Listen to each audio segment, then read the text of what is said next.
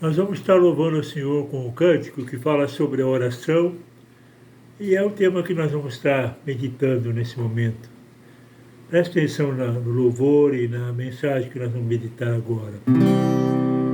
A orar o Senhor vem encher-nos com teu amor para o mundo agitado esquecer, cada dia sua vida viver. Nossas vidas vem, pois, transformar, refrigério pra alma nos dar. E agora, com outros irmãos, nos unimos a ti em oração.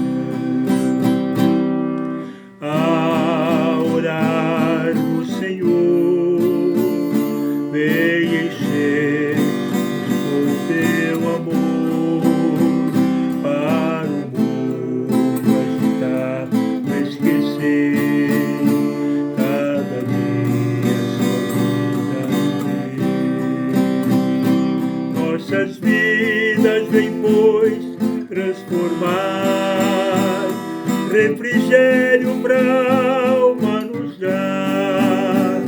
E agora, com outros irmãos, nos unimos aqui em oração. Realmente, como nós precisamos de orar, né? Jesus, ele foi um exemplo de vida na oração. Seus discípulos sempre estavam sendo alvo de oração dele. E no Evangelho de Lucas, no capítulo 18, versículo 1 a 8, ele contou uma parábola para ensinar sobre o dever de orar sempre. Ele dizia que havia um certo juiz que não temia Deus e nem respeitava o homem algum. Veja que desde aquele tempo já havia juízes que se achavam tal, né? Não respeitava, não temia Deus e não respeitava homem algum. Mas Jesus tomava esse tipo de juiz como exemplo para ensinar sobre a insistência em lutar pelos seus direitos.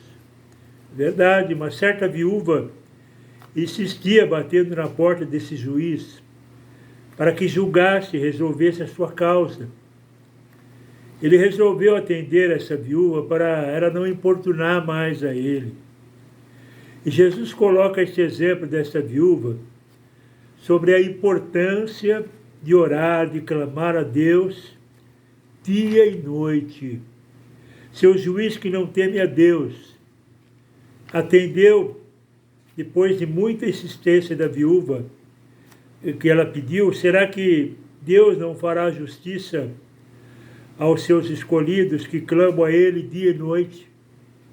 Lá em Marcos, no capítulo 11, versículo 24, diz: tudo o que pedirdes orando, credes que o recebereis e tê-lo-eis. E também Marcos, capítulo 11, versículo 17, Jesus disse que a casa de Deus seria chamada casa de oração. Os discípulos estavam indo certa vez ao templo na hora da oração, no período da tarde, quando um paralítico foi curado pela oração de Pedro na porta do templo. E no Evangelho de Marcos, no capítulo 14, do versículo 32 ao 42, Jesus vai até o Getsemane com os seus discípulos orar. Eram os seus últimos momentos antes de ir embora para o Calvário. Ele foi orar com os discípulos momentos antes de ir para o Calvário. Jesus começou a angustiar-se. Sua alma estava triste. E ele dizia: Pai, afasta de mim este cálice, mas não seja como eu quero, mas como tu queres. Muitas vezes, você que me ouve, nós também passamos por momentos difíceis, tristeza, angústia, a alma fica abatida. Mas Jesus está ensinando aos seus discípulos o valor da oração, a necessidade de orar sempre. Ele diz: vigiai e orai, para que não entreis em tentação. O espírito, na verdade, está pronto, mas a carne é fraca.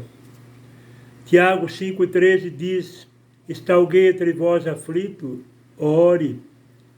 Em João 16,33 também Jesus falou, ele mesmo falou, que neste mundo nós passaríamos por aflição, mas que nele nós teríamos paz, e que é para sempre ter bom ânimo, para sempre nós termos bom ânimo.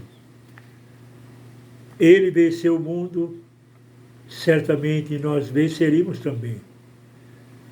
No Velho Testamento, o salmista dizia, no Salmo 105, versículo 4, buscai ao Senhor e a sua força, buscai a sua face continuamente. E o profeta Isaías também, no capítulo 55, versículo 6, ele dizia, buscai ao Senhor enquanto se pode achar, invocai-o enquanto está perto. O apóstolo Paulo também, lá em Efésios 6,18, dizia para orar em todo tempo, com toda oração e súplica no Espírito, e vigiando nisso com toda perseverança e súplica por todos os santos. Os santos aqui que Paulo estava falando, isso eram os irmãos da igreja que faziam parte do corpo de Cristo naquela época. Nós não podemos confundir em orar para os santos ou orar pedindo aos santos. Deus é onisciente, é onipresente e onipotente. Uma pessoa que morreu e é colocado como objetivo de oração, essa pessoa não é onipresente. Isso fica caracterizado como idolatria. Ela não pode ouvir a sua oração a milhares de pessoas pedindo ao mesmo tempo. Os mortos não têm comunicação com esse mundo. E Êxodo capítulo 20, Êxodo 20, versículo 2, diz, não terás outros deuses diante de mim.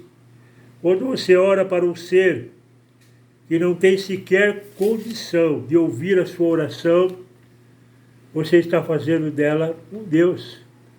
Uma pessoa viva aqui neste mundo só pode atender uma por vez. E depois que morreu, vai atender a oração de milhares. É inconcebível esse tipo de crença e também de fé. A oração é o elo de ligação com o cristão a Deus. Deus aspira a comunhão com o cristão mediante a oração. E Hebreus 11:6 diz, sem fé é impossível agradar a Deus, porque é necessário que aquele que se aproxima de Deus creia que Ele existe e que é galardoador dos que o buscam. Em quem você tem depositado sua fé? De quem você tem se aproximado em suas orações? Aquele que se aproxima de Deus e crer que Ele existe, certamente será galardoado, receberá dele a resposta de suas orações. O mundo jaz no maligno, diz a palavra, é tempo de orar. E Paulo, em 1 Tessalonicenses, capítulo 5, versículo 17, diz, orai sem cessar, ore, busque ao Senhor. Jeremias 33:3 diz assim, clama a mim e responder-te-ei, e anunciar-te-ei coisas grandes e firmes que não sabes. Comece a orar, e Deus vai te surpreender. E talvez você que está me ouvindo nesse momento, talvez esteja enfermo, passando por um momento de aflição. Faça como aquela viúva fez. Insista com Deus na oração e certamente Ele vai estar te abençoando. Que Deus abençoe a sua vida, você que nos ouviu nesse momento. Receba a bênção de Deus no seu lar, na sua família.